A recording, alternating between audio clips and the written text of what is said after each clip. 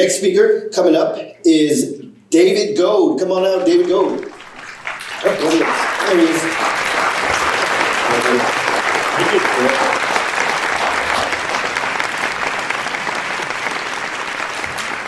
Your position has been eliminated. It doesn't just give you chills hearing those words. Anybody out there ever lose a job to a layoff or getting fired? Just raise your hand a little bit like this. Anybody worried about it maybe happening right now? Any business owners who ever had a big customer suddenly give up on you?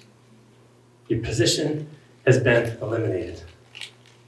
And that phrase that follows that I love, hey, it's not personal, it's just business. All business is personal, especially to the person who just got the axe. You work hard, you do your best, and then you get kicked out. And it hurts. It hurts. How do you overcome rejection like that? Well, the first time I was laid off, it was a blindside. I did not see it coming. In fact, just 5 years earlier, I'd been recruited as this hotshot young executive from the Midwest. They paid for my move all the way to Southern California, where I became the director of entertainment over 40 restaurant and nightclub locations. Sounds like a cool job, right? It was. I got to do marketing and promotions. I got to hire and train DJs. I even got paid for hanging out in dance clubs. It was fun. Until the industry changed around me. Who remembers back in the early 90s when California passed that new law that lowered the blood alcohol level for drunk driving from 1.0 to 0.08? You remember that? Essentially, you were drunk after 2 beers instead of 3. So you can imagine my report card as the director of entertainment, which was alcohol sales after 10 p.m., took a big hit. In fact, almost 30% overnight. It's probably a good thing for the world, but not so good for my report card. We started closing some of the slower locations. They started chopping away at my budget. But hey, it wouldn't get rid of me. I'm the director of entertainment. Well, I got that call from Tom in the corner office. He said, hey, Dave, will you come down and set up a little chat with you for a second? I'm like, okay. Hey, Tom, what's up? All I remember hearing from that conversation was blah, blah, blah, blah, blah, blah, blah. Your position has been eliminated. Wait, what? But what does that mean exactly? Is this like a temporary thing? No, Dave, you're essentially out of a job and you won't be getting the paycheck. But if a new position arises and it gets posted, you can apply for it. Biggest lie ever.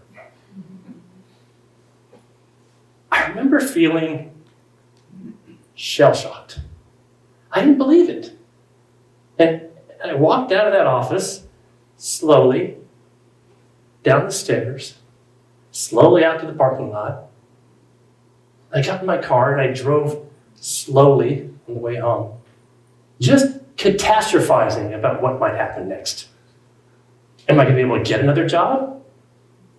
Am I going to be able to pay my bills? How am I going to feed my family? And then I faced my wife and kids when I got home, feeling embarrassed, ashamed. I said, hey kids, Daddy's not going to be driving into work tomorrow. They were like, yay, Daddy's home. My wife, not so enthused. When you're the sole financial provider for your family, there's a lot of pressure that goes with that. In fact, this rejection called up all these other rejections from my childhood. That time that I was always picked last for football at recess because I was so small. That time when I asked that pretty girl to the prom and she said, no thanks. Yeah, rejection leaves scars. In fact, the research shows that losing a job has as much emotional impact as a death in the family. It's something that you grieve. So I finally reached out for help. I called my mom, who happens to be a great therapist if you're looking for one.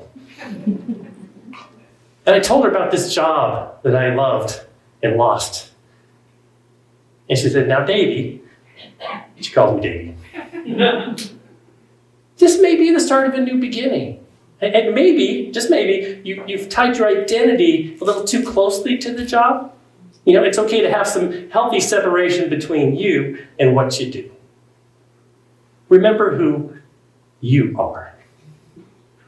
Good advice from Mom. The lesson? Remember who you are, and you are not your job. I was able to move on, get more work, but I got laid off again just 4 years later.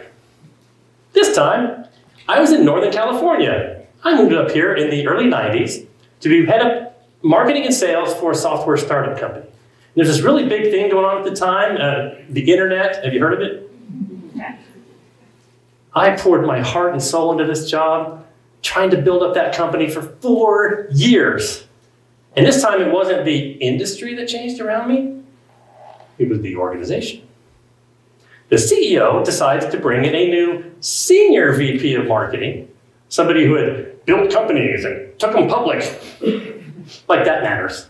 And of course, he started bringing in people that he used to work with that he trusted, people who were younger, people who were less expensive than I was. And I started to see the writing on the wall. Then I got the call to the corner office. Hey, David, would you come down and just want to chat with you for a few seconds? And I did that perp walk, feeling a dread in my stomach.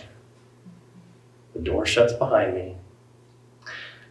Blah, blah, blah, blah, blah, blah. Your position has been eliminated. No, not again. I'm trying to remember what my mom had told me. She said, don't take it personally. Remember who you are. But I was mad. I was mad this time. I put all that time into building this company. And you're going to keep Jerry and get rid of me? I started reacting with defensiveness, even a little desperation. Okay, now what I hear you saying is this is not a final decision. You want me to take on more responsibilities, right? Or work longer hours, or... No, it was done. And this time, I walked out of that office stewing about it. And I drove fast on the way home. Pissed off. I just couldn't let it go. Anybody ever feel the same way? This time, they'd given me 3 months of severance pay. I wasted 6 weeks of that trying to figure out what happened and why. A waste of time. But I finally got some good advice. This time it was from a career counselor who I finally called after weeks of, moping about it. She said, David, when you lose a job, don't waste a minute thinking about what happened and why. Channel all your energy into finding the next opportunity. Just move on. That was the little push that I needed. I remembered who I was, and I moved on, and I got to work finding work, which I found a couple of months later at a 20% higher salary. Thanks, rejection. The lesson, when you get rejected, move on immediately. The third time I got laid off was not that long ago, just 5 years ago. I was working for one of the big Silicon Valley tech giants. I won't give you the name, but like many of them, they have a lot of internal turmoil, reorganizing, restructuring. They were laying people off like every 6 months. And I'm trying to surf the waves of change, trying to, align myself with leaders who had enough political clout to protect me. But this time, I smelled it coming. It didn't smell very good. But I was okay. In fact, I heard on the grapevine that they were gunning for the highest paid people. That was the criteria. People had a grade 11 and grade 12 salary. And I've been in this company for 10 years. I was lucky to have made it all the way to grade 11. Now I'm kind of wishing I was grade 10. By the way, if you ever want to find out if you are on the chopping block, just put in an order for new business cards. If you're on the list, they won't spend another $30 on you. I got the call. This time it was Sean in the corner office. I said, okay, here we go. Shut the door behind me. Blah, blah, blah, blah, blah, blah, blah. Your position has been eliminated. I said, so what I hear you saying, Sean, is I should cancel that order for the business cards? I was okay this time. Not only was I secure in who I was ready to move on, kind of prepared for it even. But I did something else differently this time. The first 2 times, I was embarrassed and ashamed to tell anybody that I lost my job. This time I told everyone. I went on LinkedIn and said, hey, looking for work. It's a badge of honor to get laid off in Silicon Valley now. And that was the lesson for me this time. When you get rejected, lean on your friends. In fact, I can't tell you how many times over the years and years of working in sales and marketing, how many times people said, David, dude, you missed your calling. You missed your calling. Anyone ever heard that?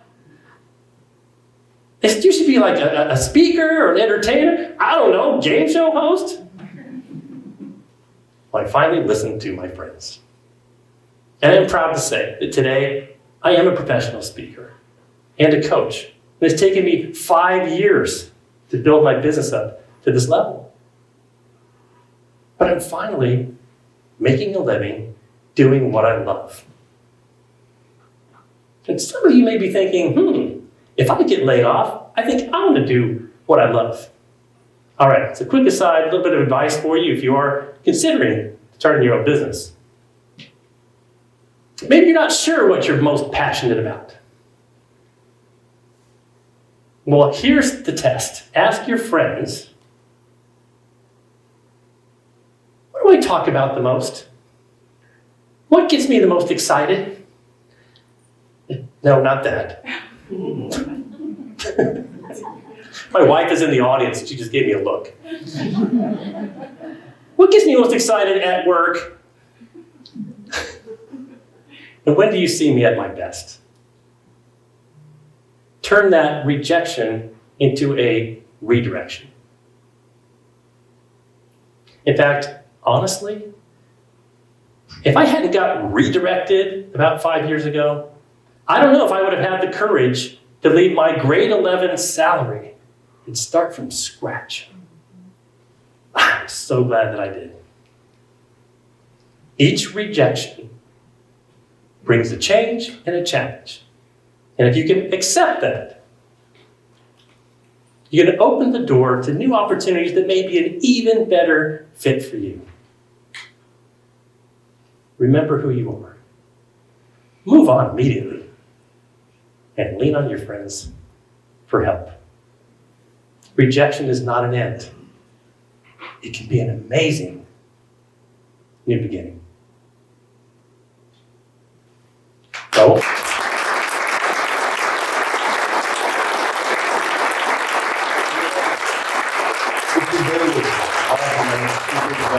thank you.